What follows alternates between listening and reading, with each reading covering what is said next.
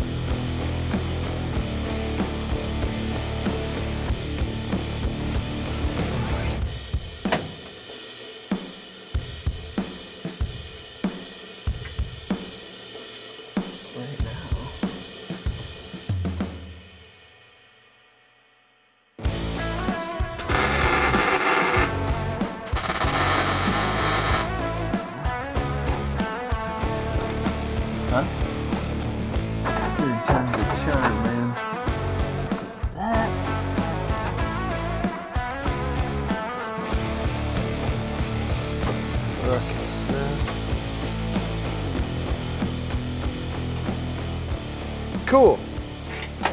Well, all right. Even got a key for it. I mean, it's not going to really hold a whole lot, you know, given that we don't have anything in here yet, but good deal. Okay, so end of the day, actually accomplished everything we set out to do today. We didn't have any hurdles, weird hurdles. So we got the transmission cleaned up as far as put that seal in there, and I left it out because I wasn't sure how things were going to work as far as when I put the motor and transmission back in. Initially, I wanted to be able to put the tranny on the back of the motor, but you saw that that wasn't going to work because this big tower would not clear, obviously, the front of the firewall, and with the cross member in place, it can't go down any lower, so we had to bring that up from the bottom. And then we got the gauge cluster put back together on the left side. That has the amp gauge, oil pressure, battery, and the fuel pressure.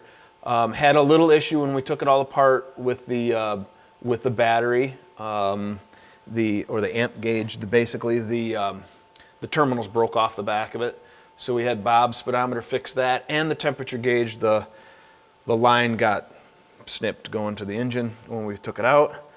But for the most part, the interior is wrapped up. Put a seat in it.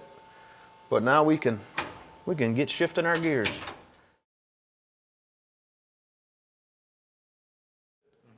All right, so today what I'm gonna do is work on some more of those little things. So I need to run the oil line from the back of the gauge into the engine, and then I'm gonna also string a fresh wire for the dome light. The original wire is there, but the coating that they put on it, which is basically fabric, is rotted away, and I got bare wires. But I'm going to leave that wire in long enough to use it as the fish to pull the fresh wire up through the A-pillar. Now, with that, I still have a bunch of little odds and ends. I have a trans cover to put in, but that's the way projects go. You don't always have the big monumental pieces, like I put a door on, I put this engine in, I put the front bonnet on, all that type of stuff. So those little pieces are what makes the project a whole piece and functional. So like I say, you can only eat an elephant one way, and that's one bite at a time.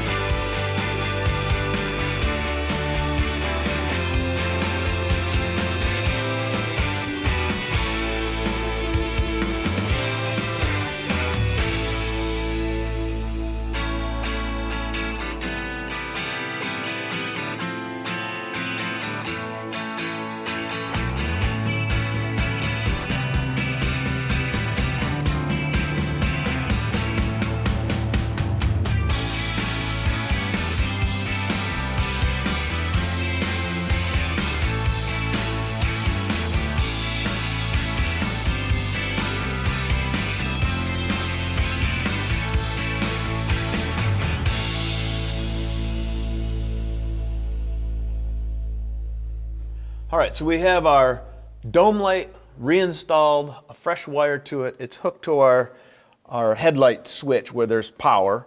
And then let's see what else. Oh, we got the oil pressure line hooked up, and I made the correction to that cowl vent seal. So I'm going to wrap up the day by getting this prepped and thrown in, and then next time we're going to work on putting that front clip on for sure. So hey, thanks for tuning in. Hopefully you enjoyed everything, and we're getting this truck done. Be patient, we're getting there, we're going to be close. And before you know it, we're going to be loading it up and putting it to work. So hey, get out in the garage, get your work done, and go out and enjoy your projects. See ya.